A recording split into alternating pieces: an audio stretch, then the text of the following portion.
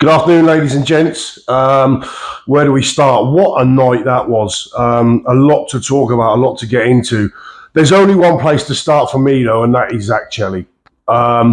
Sometimes this sport will throw up a scenario and a result that will just, let alone the guy who won the fight was in the moment, the elation he must feel, the elation I had, and myself and sort of on the WhatsApp group, Joe Stunner, Bob from Canada's Boxing Channel, my friend Lee, who was a high-level amateur, we were all in voice messages back and forth, scrapers all off the ceiling. That was absolutely fucking amazing. I didn't know nothing about Zach Chelli before this. I don't follow every fighter at every level. Been following this game for 40 years now, and I don't follow every fighter. So I didn't know nothing about Zach Chelli. I believe he was supposed to fight Callum Smith. That fell through. Morrell was supposed to fight Callum Smith, and that fell through. And as it was, Morrell ended up fighting Zach Chelli. I remarked to the lads, and I said, it's weird. It feels odd to have David Morrell so far down a card in the UK, sort of fourth spot almost from the main event. Felt weird, David Morrell. I would have thought that. I'm assuming that had David Morrell fought Callum Smith, that would have been chief support. But I was surprised just on name alone that Zach Chelli wasn't that David Morrell wasn't chief support in this. As it happens, this is a lesson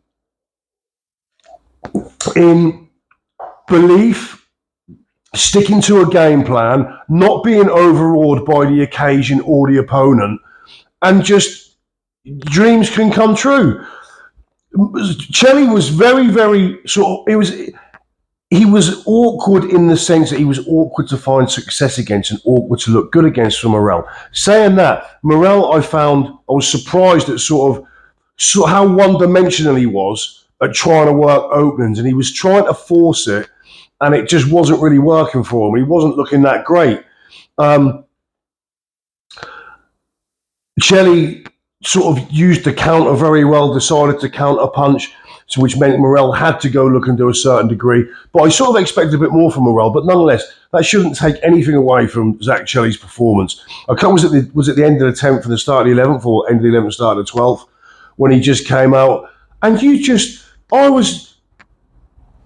believe what I was seeing. It was just one of those moments that, and like I said, the elation that I had for Chelli, and again, like I said before, all the lads in the group, was outrageous. It was one of the greatest.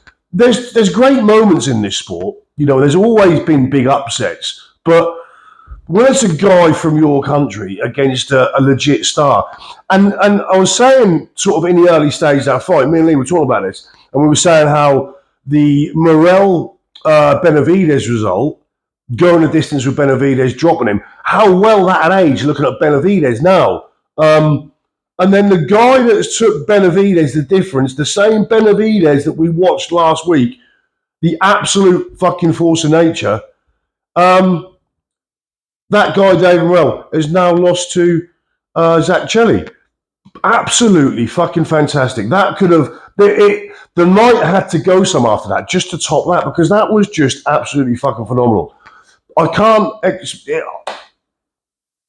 A beautiful moment, just a beautiful moment. And the great thing is, his dad was in the ring afterwards, and they said they've been training for a year and this, that, and the other.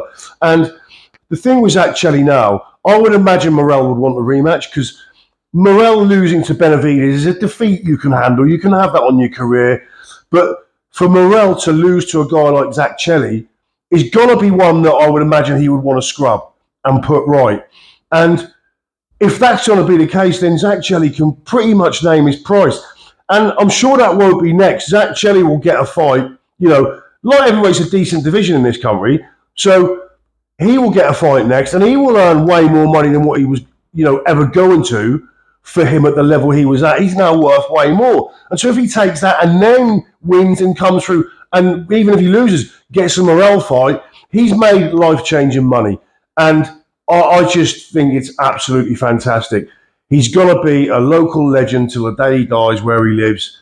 And that is why moments like that are truly why boxing is the best game in the world. I don't think any other sport combat sports as well produce stories and moments like that. It was just absolutely fucking. It was Titanic what he did. It was amazing, and took me a while to come down after that off the ceiling because. I mean, if you could have heard the voice messages going back and forth when he started that salvo, and then when he got the stoppage, it's fucking wild. But Zach Chelly, take a bow, son. You shook the world last night, and you fully deserve everything that you get from that top man, top performance. Wardley Dubois. Now, there has been lots of discussion about this. It's weird because on the face of it, you go, what a fight. I'm not quite sure that that's true because for a long time, even though Fabio was in it with his power, for a long time, it kind of ceased to be a fight. A fight has to kind of be equal in some way to make it a fight. And for the last third at least, I personally found it uncomfortable. Not from what I was particularly seeing, but uncomfortable in the fact that the damage that's being done to Fabio Wardley, even if it's not detectable now, if Fabio Wardley carries on like that, he'll end up getting killed. I said to the lads in the group, I think Fabio Wardley's in the wrong game. Fabio Wardley's too brave for this game. Fabio Wardley is giving too much. He gave too much. This is, at the end of the day, a business stroke sport. There's more to life than boxing. You've got a family, you've got a little girl. But it became uncomfortable. And from the off, Fabio came out and within 20 odd seconds had dropped Daniel Dubois. Big loop and right hand, hit on the top of the head. Little discombobulating shot. Dubois wasn't that badly hurt. I said in my preview, which I got wrong, got my prediction wrong, unlike Bob from Canada's Boxing Channel, who got it absolutely fucking bang on as to what happened. So well done, Bob. I said in my preview that Daniel Dubois, there's this misconception that Daniel Dubois will bottle it when he gets in a hard fight. And a large part of my prediction was explaining why that isn't the case. It's not the fact that Daniel's in a hard fight or Daniel's getting pinged and getting hit and getting hurt. That isn't what makes Daniel Dubois quit. What makes Daniel Dubois quit is when you take away his effective offense in the way that Usyk did. That's when Daniel Dubois, he doesn't mind getting hit. Daniel Dubois has got a fantastic chin.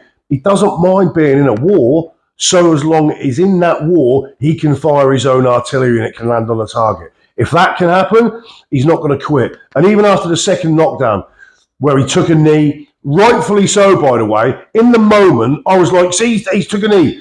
No, he made exactly the right decision, a professional's decision. He took the knee when he needed to, and it served him well. So absolutely nothing against Daniel Dubois for taking that knee at that point, even though in the moment I thought, here we go again. No, he was exactly right to take that knee, even when he looked at the corner. But I said to the lads, he won't quit. He won't quit because he's still landing his shots. He's still able to hit his man at will. And this proved to be the case. What won this fight? There's a couple of things for me that won this fight. In my prediction, I said that I think Ben Davison and Team Wardley could formulate a plan to offer Daniel some problems, use a lot of lateral movement, draw Daniel to make him lead off, and then look for the counters. So you're going to make Daniel miss, then hit him with the counters and punish him. Lateral movement away, And I was probably wrong in thinking that Wardley could execute that plan. I just thought Wardley was getting better and better each time. And Ben Davison, who I rate, despite last night, we'll move on to the stoppage later. But that was never the case. And Wardley was just intent on that same overhand right. And he was throwing it, first off, he was throwing it from too far out and out of range. And Daniel's a good technical boxer. Daniel has good ability. He's a very, very good level. So that was, other than when he caught him cold and he caught him once more in the third, Daniel's too smart for that. You need more than that to be effective against Daniel Dubois. So throwing those right hands from distance and not setting them up, and not even setting them up behind a jab for long periods. And he always felt the need to lead, I suppose, in a lack of experience, urgency, wanting to get Daniel out of there, but you just ended up throwing the same shot repeatedly, out of range, not set up from behind a jab, and Daniel dealt with it. And more often than not, it was Daniel that was countering Fabio Wardley. And this happened early on. Other than the two knockdowns, being quite honest, this was pretty much all Daniel. So if you looked at the result on paper, you might think this was a very even, fight that Daniel Dubois was lucky to get out the early rounds and escape. And it wasn't that at all. He was never really hurt by either knockdown, not seriously. And other than those knockdowns, because of Fabio's sort of lack of invention, and I don't know, I couldn't hear, as I said, I was on the WhatsApp groups and stuff like that, we're talking in between rounds, and I don't know if you could hear a lot of in-corner instruction from Team Davison, but it didn't look like there was any change. There didn't look like there was any point where Fabio tried something different. He was just content to try and throw that overhand right from probably too far out and not set up behind a jab. And it played right into Daniel's hands because it left Fabio right in harm's way for Daniel to come back with either a counter or whatever. And Daniel did that all night. And it's a shame that, Wardley throws a really good uppercut. I said in my preview that his uppercut's fantastic. I can remember him throwing one in the first half of the fight, which kind of landed to the pit of the body. And then he threw two in the latter rounds, maybe 9-10. And one of them landed, one of them was a peach. But they were the only two times he'd thrown them in the whole fight. And a lot of that was to do with the fact that because he didn't work openings, because he didn't set up anything behind a jab, because he didn't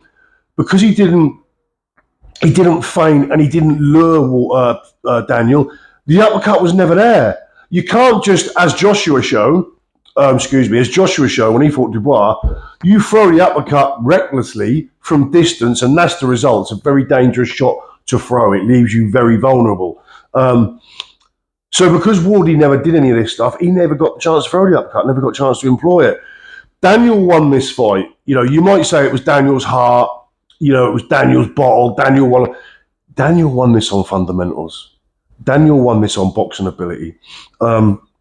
Everything he did well. The jab, Daniel's jab's always been good. We all know Daniel's jab is very good. But he just won it with fundamentals. And I suppose to a degree, we shouldn't be surprised or hold that against Fabio Wardley. We all know his story. We all know his lack of background, where Daniel's been groomed for this since he was, 6-7 years old. So should it really be a surprise? Probably not. But yeah, it wasn't Daniel's bottle. It wasn't Daniel's heart. And this is not me saying he hasn't got heart, because he has. I've never been one of these people who says he just quits when the go gets tough. He quits when he can't solve a problem, where he can't land his own punches and provide an offense. So Daniel has got heart. He's got a good chin, but he won this on just basics. He won it on the jab. He won it on being able to time Wardley when Wardley wanted to throw that right hand over the top. Daniel could time it every time. And part of me was, as I was watching it, thinking, Wardley's not jabbing enough. But when Wardley did jab, again, because he's just not as well-rounded as Daniel, when Wardley jabbed, Daniel beat him to the jab. So Wardley it almost like Wardley really gave up on the jab because he couldn't win the battle of the jabs, because every time he jabbed, Dubois would jab with him and beat him to the punch. And then it came to the point where, because Wardley was again throwing that looping right hand, because you're throwing that from the backhand, and generally he was throwing it from out of distance, Daniel would jab. And Daniel would jab and just knock Wardley off his line with his jab, because he's winding that big for him at right hand, that big right hand over the top. Daniel sees it, pings a jab, maybe follows it with a right hand hook. It really became sort of quite easy for Daniel. Talk about Fabio's chin. Now, talk about his chin and all that. There's a bit of a nuance here, because if we talk about chins, if you look at, say, Canelo Alvarez, I still think Canelo Alvarez has got the best chin in world boxing. Canelo Alvarez doesn't even show the effects of punches. I think he was hurt once really, really early in his career. But Canelo doesn't even ever show being hurt, if he is. Maybe he's not. Canelo's a bit of a freak in that sense. But you never see Canelo look hurt, swaying around, or his equilibrium's gone. Fabio, you do. Fabio, he's been hurt, visibly hurt. Fabio just has an uncanny ability, something in his physiological makeup, which stops him from going down. He has this freakish ability to stay on his feet. So it's not like the chin of Canelo that just they bounce off and there's seemingly no effect at all. No, they affect Fabio. He looks hurt. He looks gone. The times when he was coming out from the corner and he came out and he was falling and sort of spinning around and all over the place.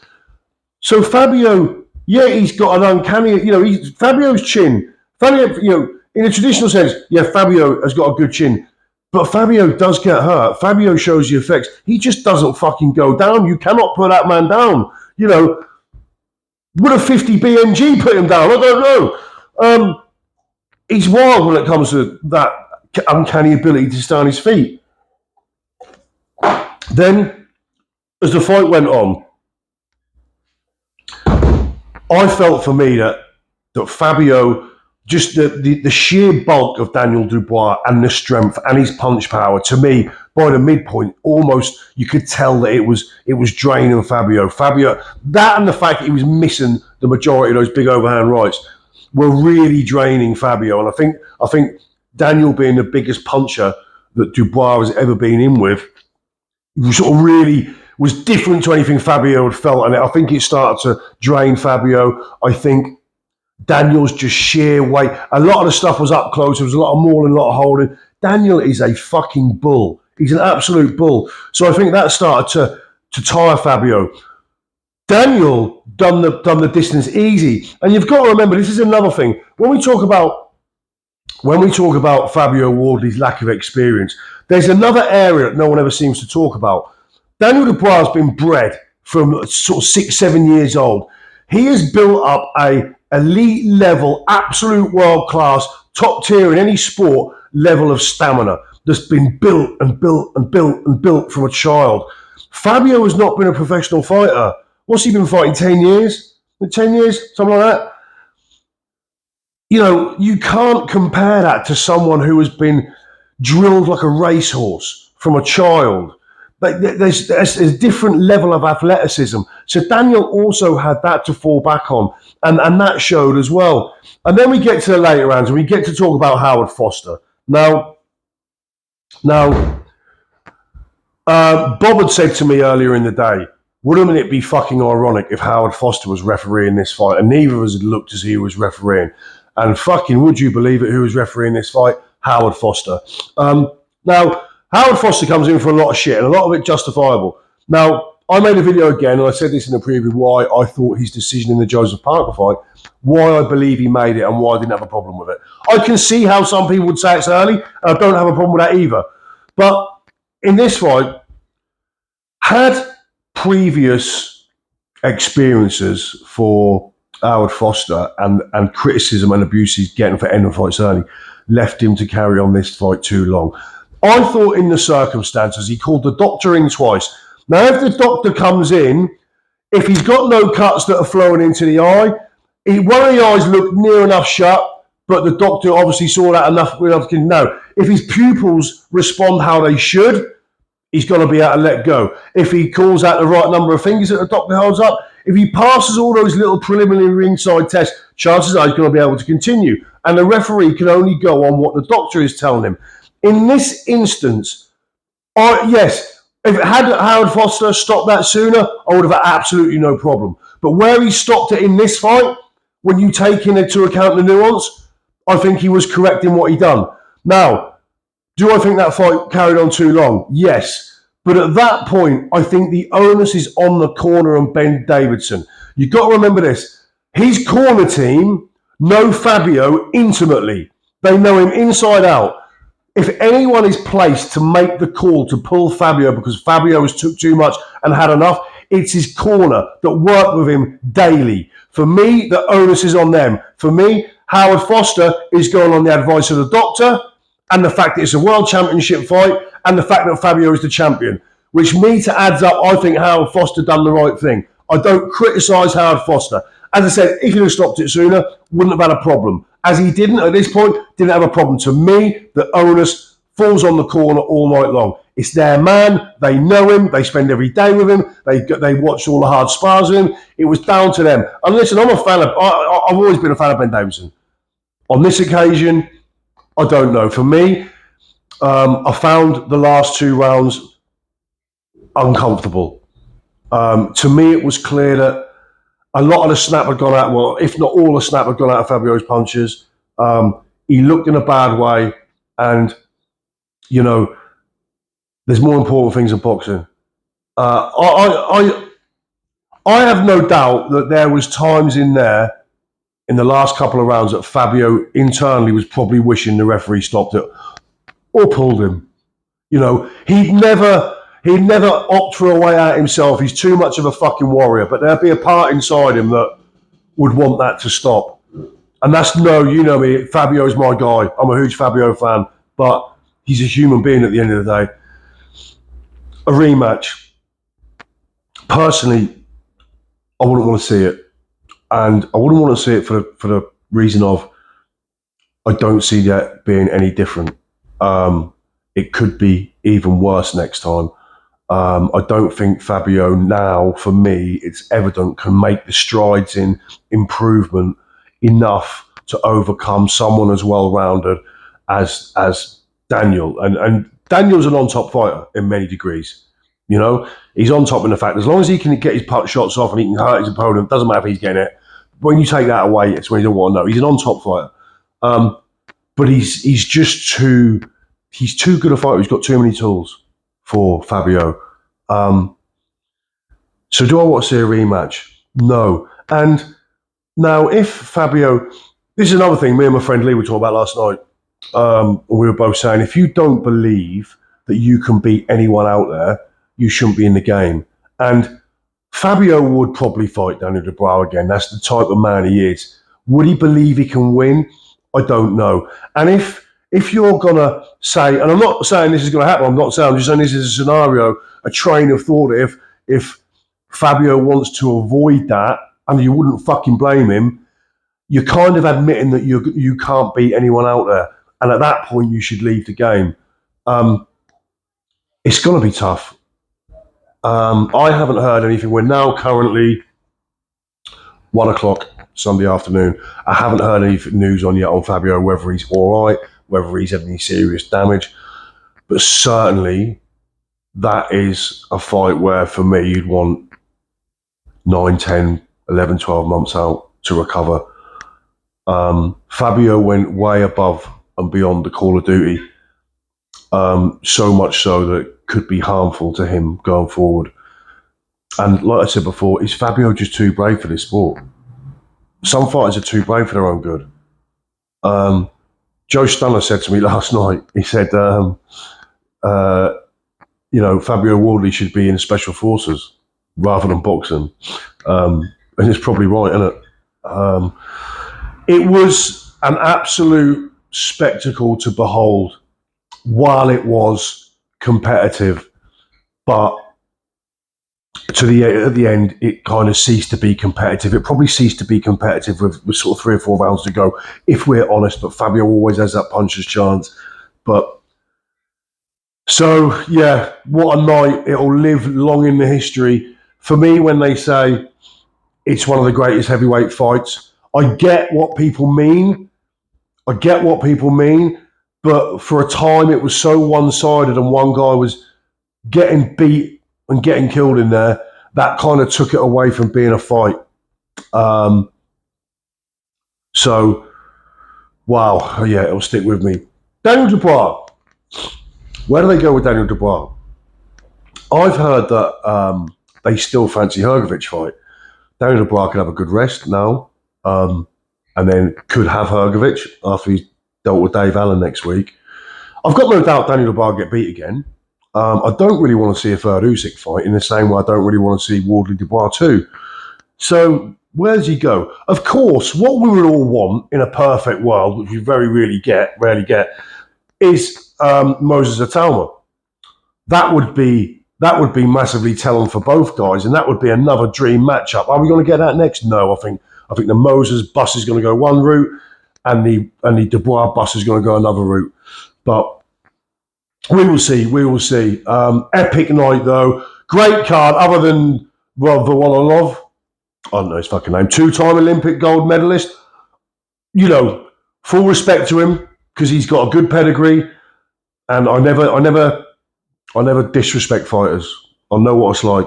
It's fucking hard, and I hate hearing people disrespect fighters, especially if they've never put on a pair of gloves and never drew hands with anyone. But he was poor. You'd expect with that history in the amateurs, but he was terrible. But other than that, I thought the card was really good. I thought the night was really good. Yeah, overall. Let me know what you think. I'll see you all soon.